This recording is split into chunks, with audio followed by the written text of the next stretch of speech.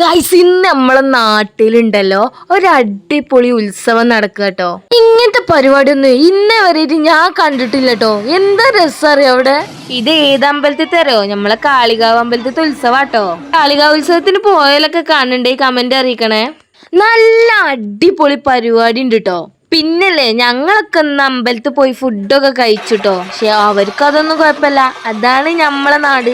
കൊട്ടും പാട്ടും പരിപാടി എന്തിനു പറയണേ. എന്തായാലും കളറായി കാളികാവ് അങ്ങാടി. ഏതായാലും ഞാൻ ജനിച്ചിട്ട് എന്തായാലും ആദ്യമായിട്ടോ ഇങ്ങനത്തെ ഒരു പരിപാടി കാണുന്നത്.